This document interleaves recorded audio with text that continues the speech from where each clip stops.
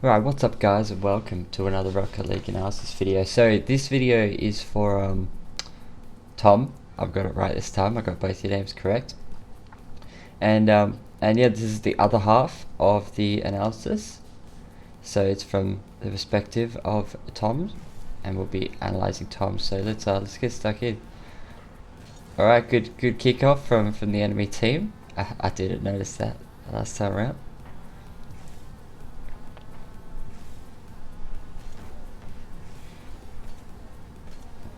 So, sorry, let's just enjoy the gameplay a little bit. So you rotated really well here, and you saw your teammate didn't have much there. I would have said maybe wait where you just were. So after you see this first touch from them, and you see that one or both of them has a follow-up, don't try to beat them to it, because even if you... So if you get a hard beat here and you're the first man, you can end up passing to an open net. But because you're second man, your teammate can't actually come in, so it's actually worthwhile just waiting a little bit here, and so that you don't end up getting beat and end up in the corner. It didn't matter too much because they didn't hard commit to that, but if they had it could have been an open net. So a little bit of patience when you're second man would have been good there. That was good. I think you probably could have turned this into a shot. If you just fired that one close to the net, you might have made it, but that's okay because you still managed to make something out of it. Stop a hard clear. That was good. Good rotation, good patience. Oh, so that was a bit rushed. When you're on the wall like this, especially if you make one touch and it's not exactly the touch that you want, just hit the brake for a sec. It's sort of reset. Go, okay, what can I do from this position? Where can I touch the ball? And yeah, so that you're not rushing the ball off the sidewall like that. Try to make that valuable. Oh, that was close.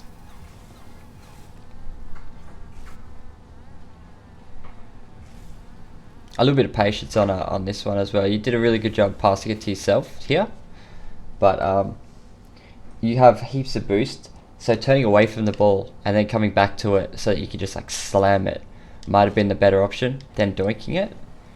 I think you're very much in the mindset of passing and being the passing player, which is okay. However, there'll be lots of opportunities in twos especially where you need to make sure that you're the shooter as well. Oh, that was unfortunate. Sorry.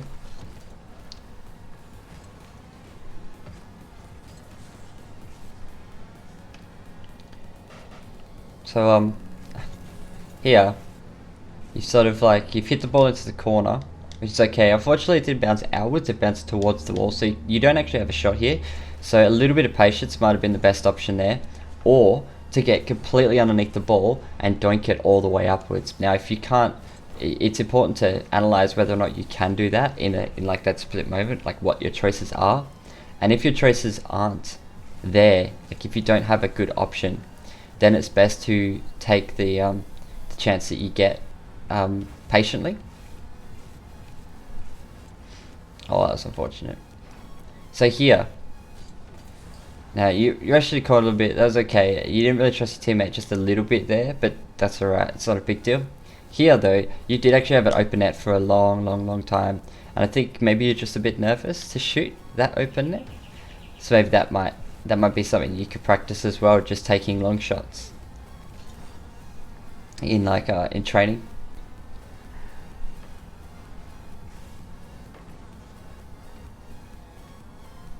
This is a good bit of patience. Unfortunately, you didn't make too much of it. I could see that you were trying to go for a pass here, but it would have been better to have tried to take control of it and have it on the roof on the front of your car. So that when you do try to take control, it doesn't. You still have options. So when you do try to pass, you still have options.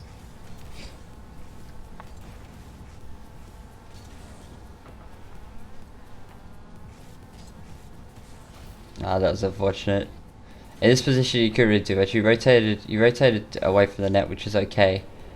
but you didn't really get much of an option here afterwards. I think that you probably could have avoided that boost a little bit, like committed harder to avoiding the boost, but it still probably would have ended up a very similar way. This wasn't really your fault.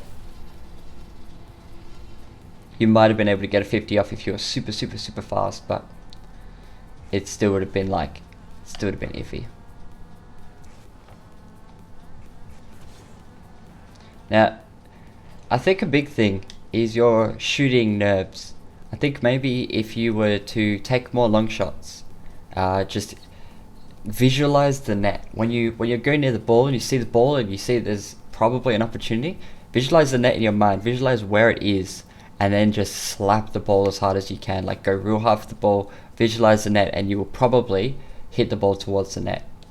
Like in this situation here, you actually had time to jump up for this, like double jump, single jump, whatever, and actually put the ball towards the enemy net. So definitely don't be afraid to take those options when you see that you have a large opening.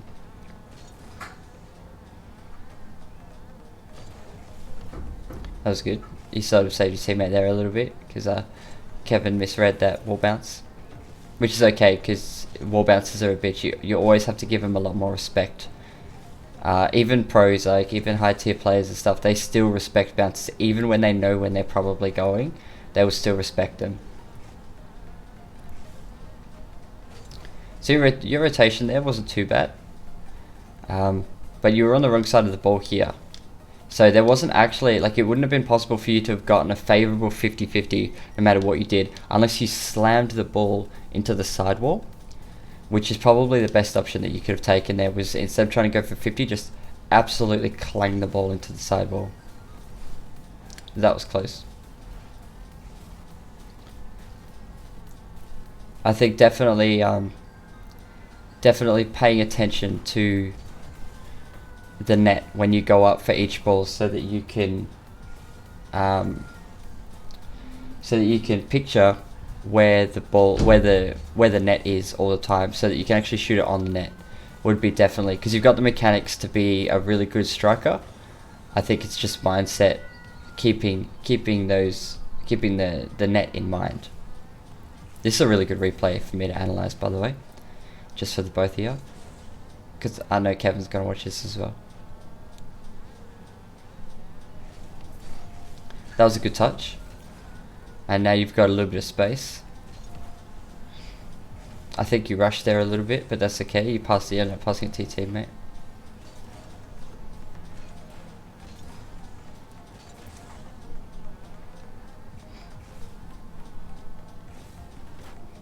Let me just go back, sorry. My cat's being a pain in the ass. So here, on the wall here.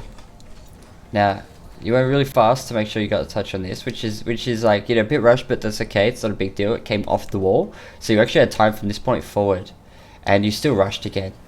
So a little bit of patience on your offense would go a long way. Analyzing whether or not you have opportunities, and when you don't really think that you have time, still try to make the play valuable. Try to hit the ball with a bit of power and a bit of conviction towards the enemy net.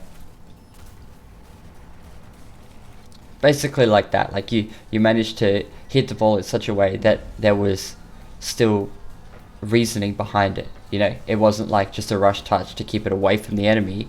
It was a pre-thought out touch. You like premeditated that touch to guarantee that you were doing what you could with it.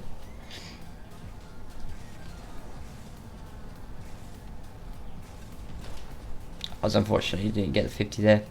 This is more of a mechanics thing. What I can suggest for these mechanics is go to free play or go to your favorite training pack that has bouncing balls, and touch the ball before jumping. Or jump as the ball's on its way up completely. Don't try to hit the ball and jump as it touches the ground, like just after it touches the ground here, because your car will actually make the wrong kind of contact with the ball, and it would aim badly. Basically what happened here, because what happens right during the split moment is your car can't lean back. You can't lean your car back during this moment where you make contact with the ball, because the ball is pushed the front of your car down ever so slightly, and once you've done your second jump as well, it's lent your car upwards again and put more upwards momentum, which makes it even harder for your car to lean back. So it's definitely worth practicing touching the ball first and then double jumping as two separate actions, or wait for a complete bounce, and as the ball's going upwards and is like, a few feet from the ground, then make a complete jump so that you're starting the air dribble while the ball's completely in the air, or the opposite. You're putting the ball into the air and then starting the air dribble. But you don't want to start the air dribble with the ball going into the air at the same time, because you're trying to do too much with your car all at once, if that makes sense. And air dribbles are very, very finicky. It doesn't take much for your car to flick around just ever so slightly and to completely ruin your air dribble. So here, your teammate passed it to me. Now this guy had a lot of options. I personally wouldn't have suggested running towards this ball here, because he actually could have put that over you with relative ease and had an open net. Now staying here would have been fine, and turn back partially towards your net and wait, and so that you're sort of facing the wall here instead of just boosting towards the ball, because then you would have had the choice to either turn towards or away from the ball, which meant that when he missed, you could have still taken a shot possibly. That was good. It was good that you put that in the corner as well. Yeah, it was good that you put that in the corner as well, because otherwise he would have had a dunk. Now, one piece of advice that I want to give for teams that pass to each other is don't be in front of the person who's passing. Unless they are slapping the ball, you don't need to be in front of it. You'll actually speed up and make contact with the ball. So you want to be behind them. Especially if you've got a bit of room between the two of you, you actually have a lot more time, and you're aiming away, which means you can actually cut into the ball, which means you definitely want to be behind. So as you can see, he still technically hit the ball towards their net, but it wasn't far enough for you to be able to cut it off. So you actually have to slow it down and actually reverse a little bit to get to it.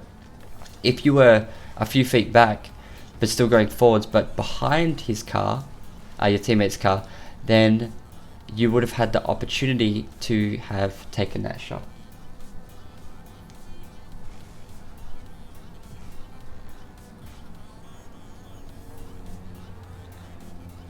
So this was a good bit of patience here. You didn't rush that. You did rush that, but you didn't rush the last one, and that's good. That was good. This one here, you didn't really have to rush it. You could have waited on that, because you could see that he wasn't going to go up in a way that was too risky. If I could give another piece of advice as well, a very important piece of advice, if you're ever in this position, don't hit the ball hard.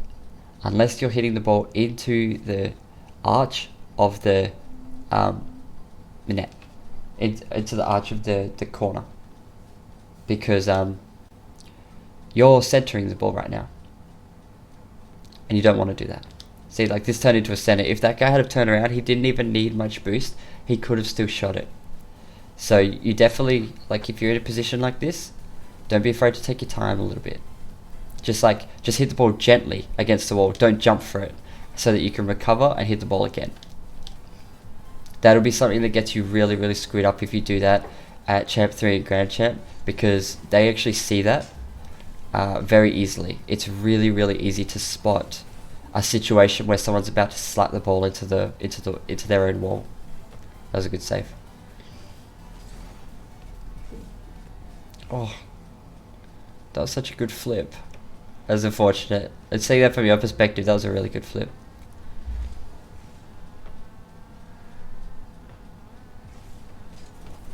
That was good. That was a good clear. You had a lot of power in it, and you put the ball towards the net. I got to give you props here. Some of the things that you're doing at some points in the game with a little bit of rushing when the enemy is near the ball, you didn't do it this time. You paid attention to whether or not he was actually going to make a touch while still staying relevant to the play, even if he did. That's what you want to do as often as you can. You want to be relevant. You want to be premeditated, so that you're a step ahead of what the ball, like of the second that whatever's going on is going on. So that's something that I would definitely give advice for. Apart from that, the biggest things I'd probably advise you on is still taking your time on offensive plays, making the touches that you are making count for a lot, and you're pretty good with your spacing. I think as second man, you're sometimes too aggressive a couple of times, but all in all, like your errors aren't like, there's not like one or two consistent things that you're doing over and over again, except perhaps just not being relevant enough when it comes to your offensive pressure. And that can be helped by picturing the net whenever you're going for the ball in a way that you want to hit the ball towards the net. And pro tip, as long as you hit the ball towards the net a few times a game, you'll probably just win. It doesn't take much. A lot of people don't know how to defend decent shots. It doesn't really happen until like Champ 3 that people actually force to make a few saves per player per game. You'll notice quite often, if you look at your scoreboards, you'll see that, like, for example, you guys have no saves right now, and by the end of the game you still end up with only a couple of saves. And that at higher ranks, at Champ 3 and so on, is just not going to happen.